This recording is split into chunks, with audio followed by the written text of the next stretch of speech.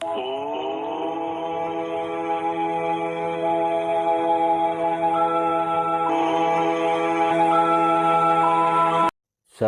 ભગવાન કી જય, સનાતન ધર્મની જય. તો એ નવધાની ઉપર પછી એને પાનભાઈ આપણે એ રીતે નવધા ભક્તિ નો બતાવ્યું. તો આપણે એક હજી ભક્તિ બારી રહી છે, જે 10મી ભક્તિ કહેવાય, જે નકળા, જે કળાય તે નથી, જે કળાય નહીં. તો ભક્તિ એવી રીતના કીધી છે, ભક્તિ અતિ અમલી હોકે ધરે ધ્યાન. પછી નશાના અંદરમાં ધ્યાનની અવસ્થામાં આવે, બધું શૂન્ય અવસ્થા થઈ જાય, સન્મન કે હું ધ્યાનમાં નથી ચડી ગયો, તો એ ઠર એ તો તને ગાંધાનો નશો છે. પણ નાનક સાહેબે એમ કીધું, ઓર નશા સબ જહાન કા ઉતર જજો તારા પ્રભાત, એક નામ કુમારી નામ કા ચડી રહે દીધા.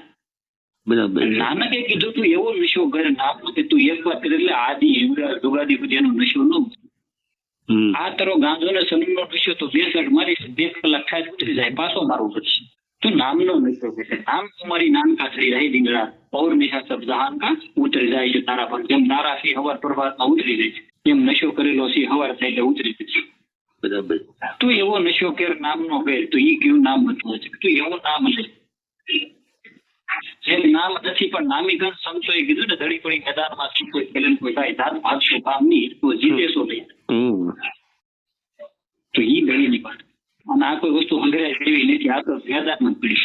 આવી બધી સત્સંગની ધારાઓ સાંભળીએ છીએ તો હજી જીવ આ બધા સત્સંગમાં અટવાય છે, પૂર્ણ રસ્તો નથી મળતો. કોઈ આસ્થા જોડી દે છે.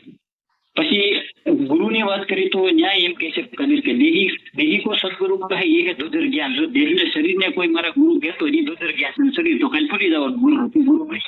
તો કબીર એમ કહે છે કે ગરીબ દાદુ કા પિંજર પડ્યા ઓર નાનક કી દેહ, વામે સદગુરુ કોણ સા મોકો બડા સંદેહ.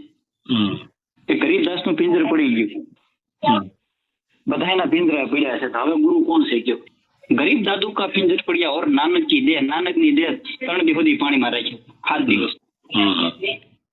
તો એને કીધું કે કોઈ સતનામ એ વસ્તુ છે કે તમે પાણીની અંદર બેસો તોય તમે સતનામ કરી શકો, એને સ્મરણ કરી શકો. બાકી કોઈ સ્મરણ તમે પાણીની અંદર નથી કરી, કારણ કે ત્યાં શ્વાસની ક્રિયા છે. સદગુરુ એમ કે છે કે શ્વાસથી રહિત છે. શ્વાસને તો મીરાબાઈ ગંગા સતી કહે છે 21,600 ને કાળ ખાય, તો એને તો કાળ ખાય છે. તો શ્વાસમાં કેમ આપણે જાપ જપવા? તો ઈ જળ જડી છે ને, શ્વાસને જીવને છે શ્વાસની સગાઈ, શ્વાસની હારે જળ જડી દીધી છે. તો ત્યાં સદગુરુ કે સદગુરુએ જળ જડી અપરંપાર, ઈ ઉખાડી કોઈ ભલે ઉખડે ની, ભલે લાખો બધે. તો અત્યારે જે લાગડ છે બધા શ્વાસની હારે જોડી દે છે. તો એટલે કબીરે કીધું કે જાપ મરે અજપા મરે, અનહદ બી મર જાય. જાપ જે બોલવામાં મોઢેથી આવે છે જાપ છે, અજપા જે ઓમ સોમ ચાલી રહ્યો છે અજપા, તો અજપાઈ ખતમ થઈ જાય છે, જાપે ખતમ થઈ જાય. અનહદ જેની કોઈ હદ નથી, જે 2 હદ છે એ એની ના પડતી, એ નાશ થઈ જાય છે. જાપ મરે અજપા મરે, અનહદ બી મર જાય, સુરત સમાય સદગ ને વાકો કાલ ના ખાય. પરણે સબદ ને સુરતા નાર સ્વયંવર સદગુરુજીના છે. એટલે કહેવાનો ભાવાર્થ એ છે કે શ્વાસથી અલગ કરે એ સંત, નીર શીરકા કરે નિવેડા કહે કબીર સો હંસાય મેરા. નીર અને શીરનો નિવેડો કરે, પાણી અને દૂધ, હંસે દૂધ પી જાય, પાણી પી લે. તો આપણને ઈ કોઈ બતાવે, બધા શ્વાસની હારે જોડે છે. શ્વાસ તો આપણે બહાર આવ્યા પછી આપણે લીધો ને. માના ઉદરમાં શ્વાસ માના નળી દ્વારા આપણને મળતો હતો, બહાર આવ્યા અને ઊંધો કરીને ડોક્ટરે 2 થપ્પડ મારી, સુરતા હતી ત્યાંથી નીચે ખેતાણી આવીને પેલો શ્વાસ લીધો, એટલે હું ત્યાં છું વાહ. તે આપણે પેલો શ્વાસ લીધો પછી આપણે સમયને આધીન છે. એ પેલા તો આપણે સમય પર હતા ને, આ સૃષ્ટિ નથી, સમય નતો, કાંઈ હતું જ નહીં, ત્યારે આપણે તો હતા. સદગુરુ કહે છે કે તું કઈ ભૂલથી આ ઉદરમાં આવ્યો હતો, કઈ ભૂલથી કરતો નીકળી જાય. તે તારી ઈચ્છાથી જે સૃષ્ટિ બ્રહ્મથી ઉત્પન્ન કરી છે એની પાછો બ્રહ્મ ઉલટ સમાની આપને શક્તિ. જો નાનક સાહેબ છે એક છે સદા પસંદ, પછી પતઝડ આવતી નથી, ઉલટ સમાવાની વસ્તુ. સંત પાસે અમારે જ્ઞાન ગોષ્ઠી થઈ હતી, તો એ કે 10મા દ્વારથી નીકળી જવાનું છે. 10 દ્વાર તો કેન્દ્રની અંદર જ છે ને, 10 દ્વાર, 9 ખુલ્લા 10મો બંધ. 9 તો ખુલ્લા છે, એમાં બધો વિકાર નીકળે જ છે. તો કબીરે કીધું 10 દ્વારે કા પિંજરા તામે પંછી મૌન, ઉડને કો અસલ ભયા ગયા અથંભા કોણ. 9 દ્વાર સંસાર સબ 10મેं યોગી સાથ, એકાદશ ખિડકી ખુલી જાને કોઈ સંત સુધાન. આ ગગન મંડળની વાત ત્યાં આવીને ઉભી રહી છે કે એકાદશ ખિડકીનો કોઈને ભેદ નહીં ખબર નથી. ત્યાં એકાદશી 11 આપણે પાડી છે, પણ એકાદશ 11 ની કોઈ ખબર નથી. હનુમાનજી રુદ્ર અવતાર 11મો છે, પણ એ પણ ખબર નથી. કારણ કે યોગી છે એ હઠયોગ કરી, આ તો સહજ સાધના છે, આ પાડું તો જે માર્ગ છે સહજ માર્ગ, અને હઠયોગ કરે છે યોગી, જે કડક થઈને બેસી જાય ઊંધા માટે લટકવું, તો એ 10મા દ્વારથી પ્રાણ નીકળે તો રાજ ખાની જાય. સાહેબ એક છે કે 10મા દ્વારથી પ્રાણ નીકળે રાજ ખાની જાય, પછી ફિર રાજ કરે ફિર પાછે પસ્તાય. 10મા દ્વારથી પ્રાણ નીકળે પછી રાજ ખાનામાં એનો અવતાર થાય છે, એટલે રાજ ભવન રાણીઓ મહારાણી ધન સંપત્તિ બધું હોય એવી રીતે એનો જન્મ થાય છે. પણ પાછો એ બધું મળવાથી પાછો એક કર્મને બંધાય છે. કારણ કે ધન સંપત્તિ છે એટલે કુકર્મ તો કરવાનું જ, બધું ઐશ્વર્યની જિંદગીમાં પાછો જવાનું. એટલે કીધું 10 દ્વાર છે પ્રાણ નીકળે રાજ ખાની જાય, કુશ ધીર રાજ કરે ફિર પાછે પસ્તાય. તો નીકળવાનો કેસ છે જ નહીં, નથી 10મા દ્વારથી કે નથી 9મા દ્વાર. ઉલટ સમાની આપ મેં પ્રગતિ જ્યોત અનંત, સાહેબ સેવક એક સંગ ખેલે સદા બસન. આપણે સંસારમાં સુરત ફસાય તો જીવ છે, બરાબર. આપણે જીવ એટલે બાકી આપણી સુરતા જો જ્ઞાન લેવલે આવી જાય, પછી આપણા આત્મા જ્ઞાની આપણે ગુરુજી આપણે લખાવ કરાવી દે કે તું આત્મા છો, કઈ રીતે તું આત્મા છો, આ નામાકરણ તારું મૂળ જે નામ છે સતનામી તારું આ નામ છે. તું ભાન ભૂલ્યું અહીંયા આવ્યું એટલે તું જીવ અજ્ઞાન દૃષ્ટિને પામ્યું, બરાબર. હવે તને આ બધું સાચું લાગે છે, મારી પત્ની મારું ઘર મારા છોકરા આ તને બધું સર્વ સત્ય લાગે છે, પણ પ્રભુ કહે છે કે એ મારી માયા છે, એ અર્જુનથી મારી માયા છે, મારા કરતા 3 ગણી પ્રબળ છે. એ અર્જુન મારી માયા મારા કરતા પણ 3 ગણી પ્રબળ છે. તો પ્રભુ તમને પામવા માટે કે મારો માર્ગ સહજ છે, ત્યાં માયા આડી રહેતી નથી. માયા મારી આધીન છે, હું માયાને આધીન નથી. માયા મારી દાસી છે, હું માયાનો દાસ નથી.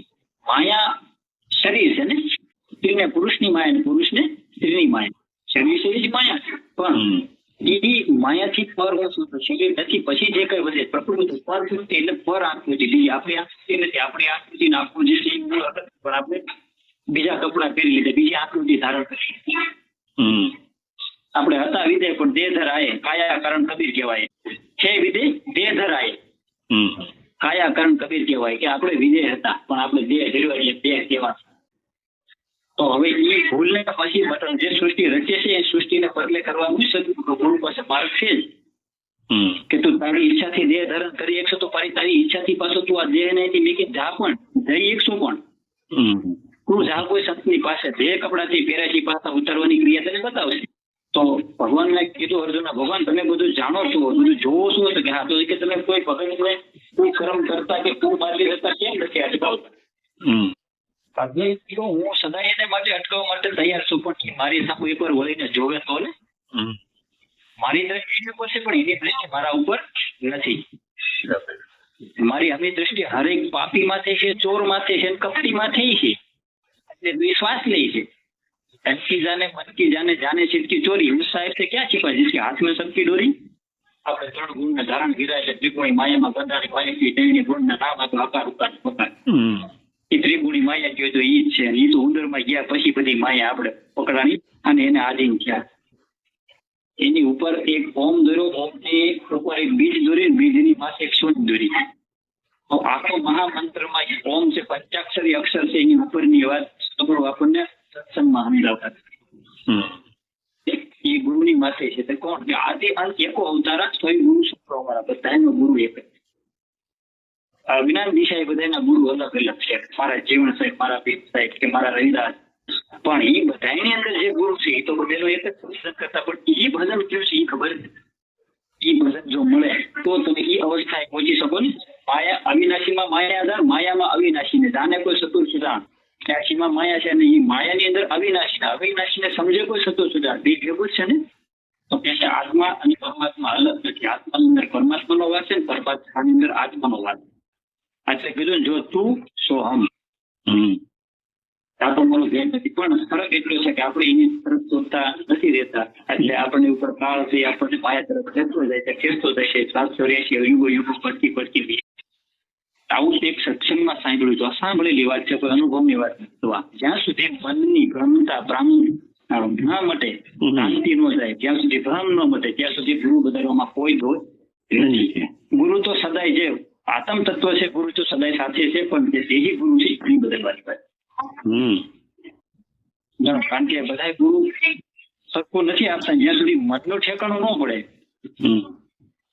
જ્યાં સુધી મન જ્યાં સુધી ભ્રમિત છે એટલે કીધું ને મન કી તરંગ માર લે બસ હો ગયા ભજન आए हो तुम कहाँ से फिर जाओगे फिर तुम कहाँ बस इतना ही विचार ले हो गया ત્યાં સુધી આપણે આપણું મૂળ ઠેકાણું ન મળે પણ ક્યારે મળે જ્યારે સતનામ પૂરો કરવાનો મળે તો બરાબર નાવ ન જાને ગાँव का बिन जाने की जाओ चलता चलता युग भैया पाव पोष पर गाओ સદગુરુ એમ કહે છે કે યુગો થઈ ગયા તારે હાલતા હાલતા પણ દરિયાની અંદર જેમ માછલી તરસી છે ને એમ જ હું તારામાં તું મારામાં તો સતત માછલી પાણી નથી પી શકી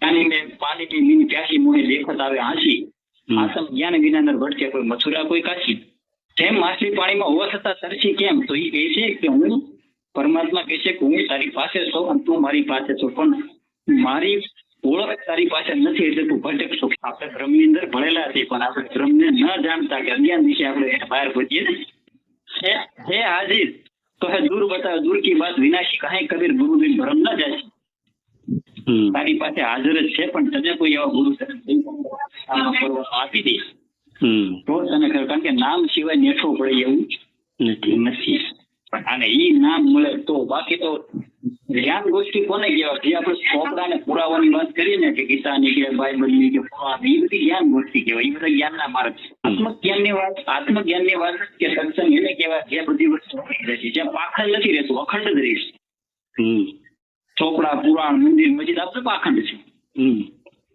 પણ એક જ છે કે જેને કીધું અખંડ રોજથી હરિના આવે એ અખંડ એક જ છે આ બધાનો અખંડ એક જ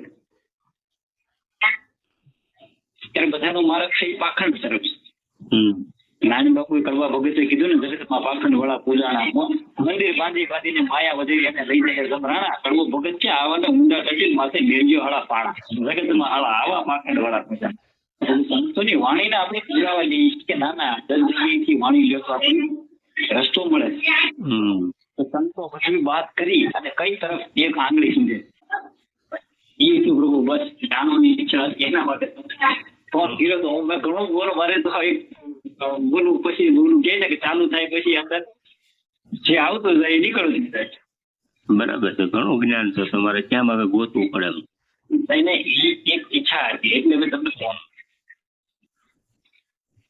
તમારી પાસે ઘણું જ્ઞાન ગોષ્ઠી છે જ્ઞાન ઘણું છે ઘણો જાણો છો અમારી પાસે તો એટલું બધું જ્ઞાન નથી કોણ કયા સંતે હું કોઈ ક્યાં કીધું કઈ કડીમાં હું કીધું આવી કોઈ લઈને આપણી પાસે નથી એટલે કહેવાનો મતલબ કે આપણે કોઈ જ્ઞાન ગોષ્ઠી વાળા માણસ નથી એટલું સમજાય એટલું બોલીએ અને ગુરુ મહારાજની કૃપા છે કે મન બંધાઈ ગયું છે એક ઠેકાણે તો પછી હવે બધું સમજાઈ ગયું કહેવાનો મતલબ ક્યાંય આપણું કઈ ભટકવા જેવું રહ્યું નથી અને એમ નિરસ થઈ ગયા છે કાંઈ સમય રસ લાગતો નથી ભજન સિવાય બીજું ભાવતું નથી અચ્છા પ્રભુ આપણો પંથ ધર્મ મારો સ્વધર્મ સ્વ પોતાનો ધર્મ કોઈ ધર્મમાં નહીં કોઈ સંપ્રદાયમાં નહીં મારે જે સમયે જે કર્તવ્ય કર્મ કરવું પડતું એ કરતા કરતા ભજન કરવાનું બસ બીજી વાત નહીં